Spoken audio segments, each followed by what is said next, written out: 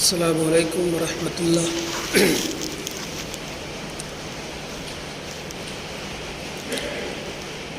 حاضرین الجمعہ،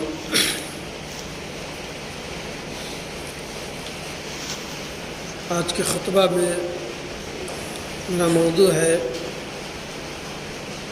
روزہ اور تقویٰ۔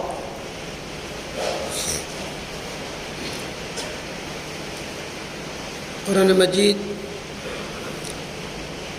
سورہ بقرہ آیت نمبر 183 میں اللہ تبارک و تعالیٰ نے فرمایا، یا ایھا الذین آمنوا کتب علیکم الصیام کما کتب علی الذین من قبلکم لعلکم تتقون۔ یہ دوسرے پارہ میں ہے۔ اللہ تبارک و تعالیٰ اس آیت کریمہ میں فرما رہا ہے کہ اے لوگو جو ایمان لائے ہو، ہم نے تم پر روزے فرض کیے من بعد، اسی طرح جیسے پچھلے لوگوں پر فرض کیا تھا، اور اس کی وجہ بتائی، اس کا مقصد بتایا، اس کا نتیجہ بتایا، تاکہ تم تقویٰ والے بن جاؤ، پرہیزگار بن جاؤ، خدا کے مطابق زندگی گزارنے والے بن جاؤ۔ حاضرین،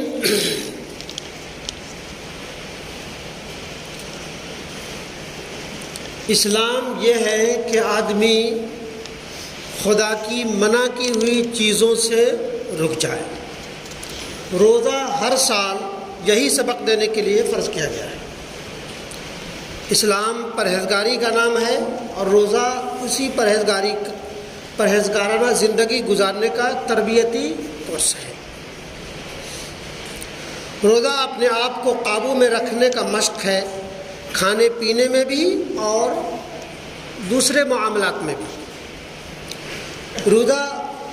روزہ بھوک پیاس کی سالانہ رسم نہیں، بلکہ اخلاقی ڈسپلن کی سالانہ تربیت ہے۔ یہ بات کم و بیش ہر خاص و عام جانتا ہے کہ روزہ صبح صادق سے غروب آفتاب تک کھانے پینے اور منکوحہ بیوی سے بھی الگ رہنے کا نام روزہ ہے۔ اور عام میں تو یہ بتایا گیا، لیکن روزہ صرف کھانے پینے اور ان تمام چند چیزوں کے رسم سے رک جانے کا نام نہیں، بلکہ ہر وہ چیز جو اللہ تبارک و تعالیٰ کو ناپسند ہو اس سے مکمل طور پر رک جائے۔ مثلا جھوٹ، غیبت، چغلی، حسد، کبیرہ اور صغیرہ تمام گناہ سے مکمل طور پر رک جائے۔ ورنہ حدیث ہے کہ انسان حلال چیزوں کے ذریعہ روزہ رکھتا ہے، حرام کر کے روزہ افطار کر لیتا ہے۔ جھوٹ بولا، روزہ ختم۔ غیبت کی، روزہ ختم۔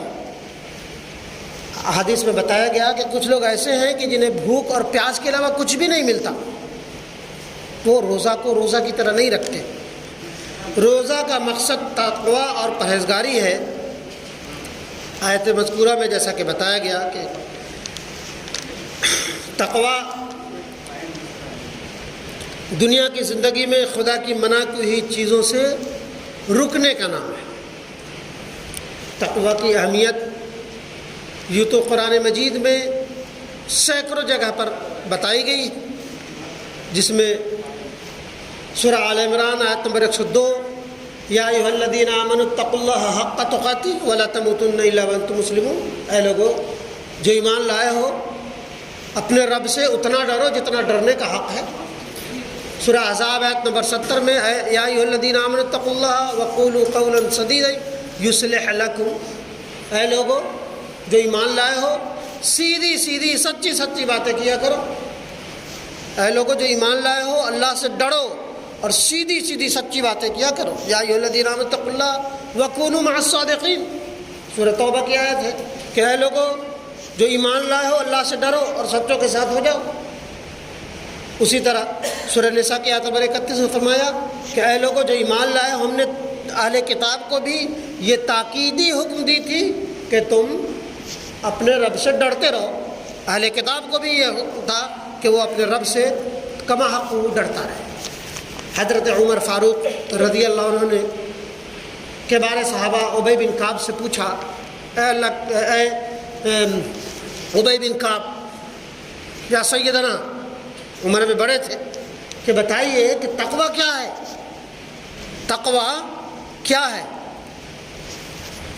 تو حضرت ابی بن کعب نے بڑی پیاری بات بتائی سمجھانے کے لیے کہ اے عمر، کیا آپ کسی ایسے خاردار جگہ سے گزرے ہیں جہاں ہر طرف سے کانٹے ہی کانٹے ہوں اور آپ کا کپڑا نہایت نفیس ہو؟ کیا آپ گزرے ململ کا کپڑا ہو کے لگے اور پھٹ جائے؟ کہ زندگی اسی طرح گزارنا جیسے آپ کسی خاردار جگہ سے، کانٹے دار جگہ سے گزر رہے ہیں اور اپنے کپڑوں کو سمیٹ کر کے اس جگہ سے نکل جائیں، بس یہی تقوی ہے۔ یعنی خدا کی منع کی ہوئی تمام چیزوں سے اپنے آپ کو رک جانے کا نام تقوی ہے۔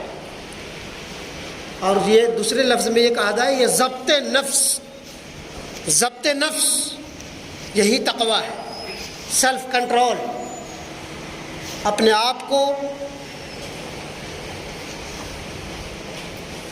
یہ نفس امارہ کے اس میں مت چھوڑ دے کہ جو زندگی جو زندگی ہے اس کو آپ گزاریے، نہ کہ زندگی آپ کو گزار جائے۔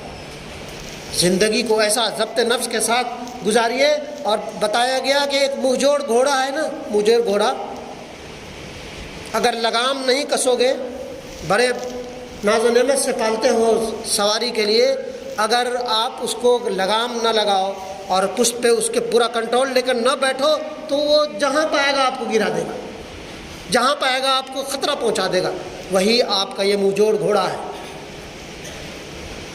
کہ ہر حلال کی ہوئی چیز کی طرف لپکو اور ہر برائی کی طرف، ہر برائی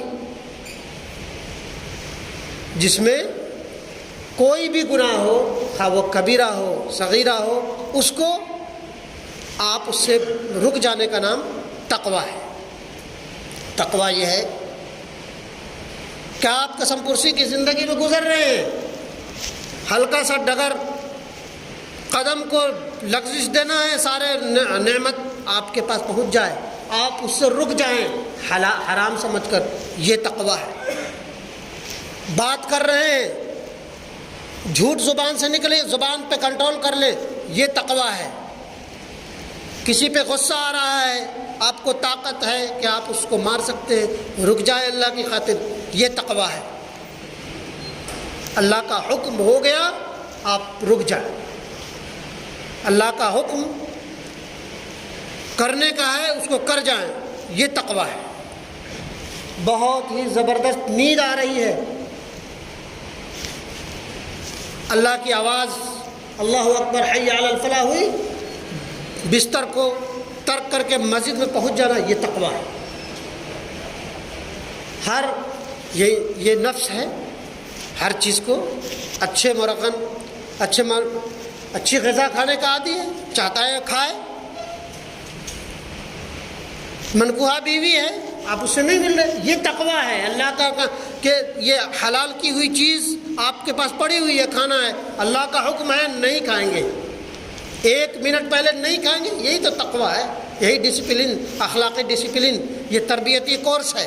جیسا کہ آپ جانتے ہیں کہ 40 50 سال تک کے ایک فوج میں کام کرتا ہے، لیکن اس کا تربیتی کورس اس کے ریٹائرمنٹ تک کے رہتا ہے کہ کبھی یہاں بھیجا جاتا ہے، کبھی وہاں بھیجا جاتا ہے، کبھی وہاں، تاکہ اس کو مشق دیا جائے، اس کو ڈسپلن میں رہنے کا طریقہ سکھایا جائے۔ یہی روزہ ہے۔ روزہ صرف بھوک اور پیاس سے رکنے کا نام نہیں، بلکہ جو چیزیں حلال ہیں اس کو بھی بسا اوقات چھوڑ کر کے، کھانا حلال ہے، پینا حلال ہے، بیوی ہے آپ کی حلال ہے، لیکن غروب صبح صادق سے غروب آفر تک نہیں ہے تو کچھ بھی ہو جائے رب ناراض ہو جائے گا، اس لیے میں کھانے کو ہاتھ نہیں لگاؤں گا۔ یہی تقویٰ ہے۔ لہذا اللہ تبارک و تعالیٰ میں اور بھی بہت ساری جگہوں پہ تقویٰ کے تعلق سے فرمایا ہے۔ یہاں وقت اجازت نہیں دیتا کہ ہم مزید تقویٰ کی گفتگو کی جائے، کہ وقت کی بہت لمیٹیشن ہوتی ہے کہ یہاں پہ بولنے کے، لہذا اگلے خطبات میں اور بھی دوسرے روزہ کے جو اور بھی دوسرے چیزیں ہیں، مشق کے، اور روزہ کردار کیا سکھاتا ہے، روزہ رہنے سہنے کا طریقہ کیا سکھاتا ہے، روزہ صبر کیا ہے، روزہ دعا کیا ہے، اور روزہ کیا کیا چیزیں ہیں، وہ سب چیز کو بتایا جائے گا۔ بہرحال اللہ تبارک و تعالیٰ ہمیں اور آپ سب کو روزہ جو ہے، روزہ کو روزہ کی طرح رکھنے والا بنائے۔ اور یہ کہا گیا ہے کہ روزہ یہ ہے کہ زندگی کو آپ گزاریے، نہ کہ زندگی آپ کو گزار جائے۔ ضبط نفس کے ساتھ زندگی گزارنا یہ بڑی عظیم ترین چیز ہے، اور جس نے اس نفس کو اپنے قابو میں کر لیا، حقیقی معنوں میں کہا گیا ہے کہ وہی سب سے بڑا پہلوان ہے۔ یہ نفس تو امارہ ہے، برائی کی طرف جاتا ہی ہے، اس کو روکنا، اچھی غذا کی طرف جاتا ہی ہے، اچھی چیزوں کی طرف جاتا ہی ہے، اس پہ روک لینا اصل روزہ ہے۔ لہذا اللہ تبارک و تعالیٰ ہم سب کو روزہ کے فیض و برکات حاصل کرنے والا بنائے، اور روزہ کو روزہ کی طرح رکھنے والا بنائے۔ آمین یا رب العالمین۔